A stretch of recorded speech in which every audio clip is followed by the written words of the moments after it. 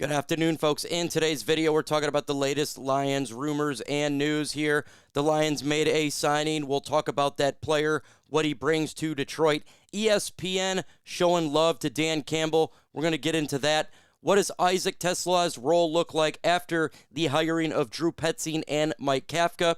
Jameson Williams and Kalif Raymond, latest on there, and Brad Holmes speaks. But before we get into today's video, if you think it's a sound and smart idea to work and befriend John Wayne Gacy, go ahead and subscribe to my channel because we talk all things Detroit Lion news and rumors. Sometimes being a Lions fan, you can get screwed. Also, take that like button with you and let that bad boy get screwed over. Let's get into today's Lions news and rumors.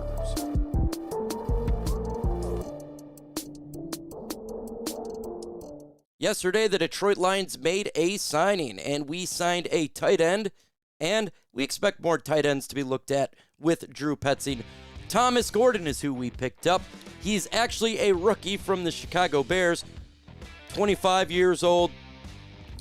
He didn't do anything this year, 250 pounds. But what did he do in college? He's out of Northwestern. He had career stats of 54 receptions, 529 yards, 2 touchdowns, 9.8. This is not a big signing.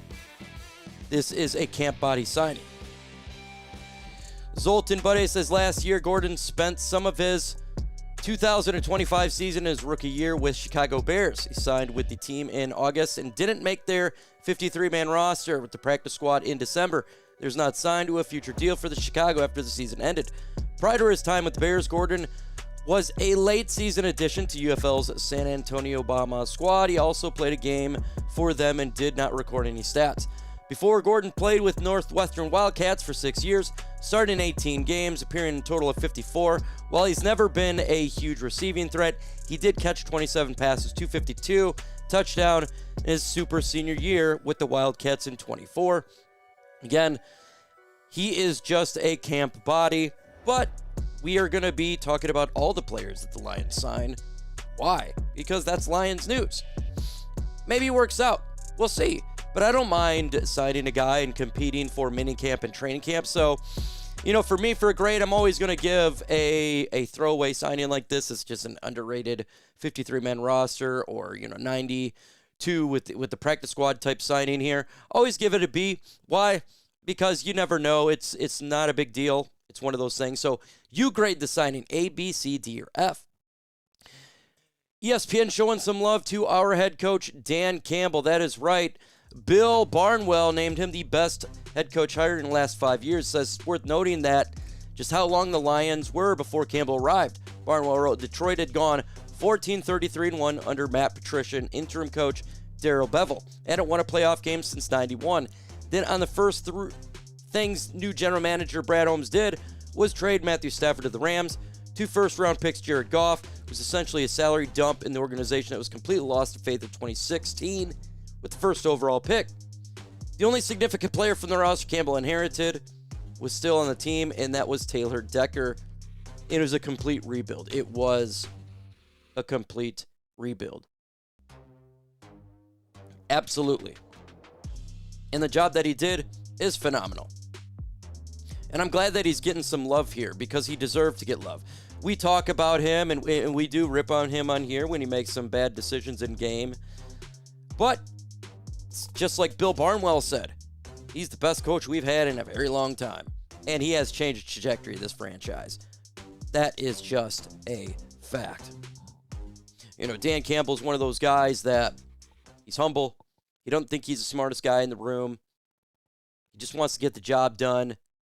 And he's willing to, he brought that lunch pail attitude to Detroit, the grit, the grimy, the stout, fighting through injuries type of stuff and getting rid of players that couldn't deal with that. And, that's the type of coach that he is, the grit guy.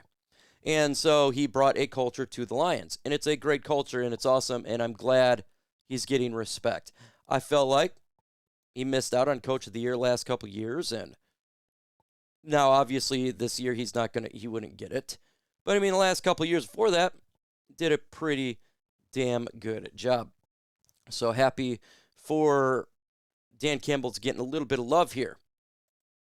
Brad Holmes speaking to the media about our hires on offense.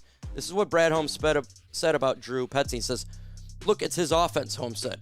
It's not something we're got to do something or else or be like, this is his show, man. What I liked about him is that it is not a system. Holmes on told Burkett, it's you have with the personnel that you have. Like, what can we do? So what I think he showed us is the process that we can maximize personnel, what's available, so that's real exciting. So he believes that Drew Petzing can maximize the personnel, and clearly, John Morton was not doing that. And that's something we've been raising, right? We need to maximize the talent that we have. So if he can do that, and I know he's pretty good with being punctual and everything, right? And so I'm excited about that part. We'll see how it goes, though, with the hire. So question for you, grade the hiring or the signing, whatever you want to do, of Drew Petzing and Mike Kafka, because this is what he said about Kafka. We were really high on Kafka, too, in the process, so to be able to get that one, too, I was just like, holy cow.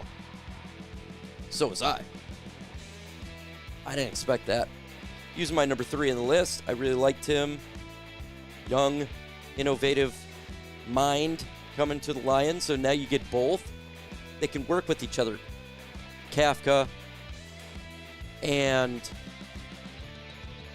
Petzing and Brad Holmes and Dan Campbell, they put a lot invested in this offensive coaching, and it better work out with those guys. Because if it doesn't, they're going to be on the hot seat. If the offense comes out looking like boo-boos, it's going to be bad, but I don't think it is. I think the offense is going to be fine. Initially, when Petzing was hired, I wasn't too excited. It was just a wait-and-see approach, but with Kafka, it's a pretty good one. Pretty good one. What is he going to bring to the Lions' young wide receiver in Isaac TeSlaa? Well, Ernesto Cova from Detroit Jock City believes a lot of positives. Says Petzing drew up plenty of plays for his tight ends in Arizona, so it's easy to understand why some people might be worried about the wide receivers production in Detroit. Again, it was just a matter of adapting to adjusting, and that's what he was supposed to do with a superstar like Trey McBride. That's not to say that he won't try to do that, Sam Laporta, in some looks, but with three-headed monsters of wide receiver, Petzing might be salivating at the thought of designing plays for St. Brown, Jameson Williams, and high-upside physical specimen of Isaac TeSlaa, especially in the middle of the offense. Having him do crossing routes, going against linebackers, and I think that's something that he can do well. That's something that they can utilize, and I know that TeSlaa is working on his speed and get off and everything this offseason. But we have to use TeSlaa. He's a big body. I don't see him used as a tight end, but you can kind of put him as a number 3 receiver, and he can expose. He can expose the middle of the field. He can get those touchdowns. We need to utilize more of TeSlaa, period.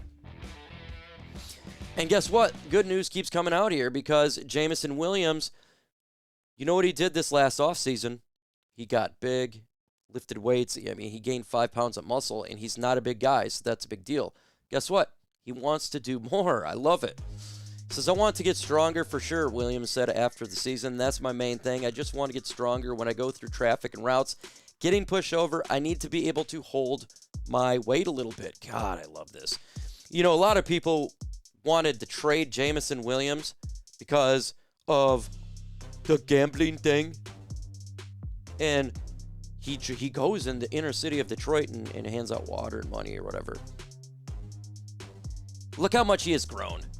And in this year, he's grown on the field. He's grown all around as a player. He has matured. This is what you want to see, and I believe it. He is going to get more physical. He did it last offseason. Why wouldn't he do it now? You know, we're really proud of Jameson Williams on this channel. He has come a long way. I've stuck with him by my side the whole time. the whole time because J-Mo's my guy. And I knew he could do it. I knew he could really be he's going to be great piece to the Lions this year. Happy that we never even thought about the ID trade. That's stupid. What about wide receiver, though, Kalif Raymond? You know, that's a question that's being asked on Pride of Detroit. Should we bring him back? It all depends on contract with Khalif. Because we have to feature Isaac TeSlaa.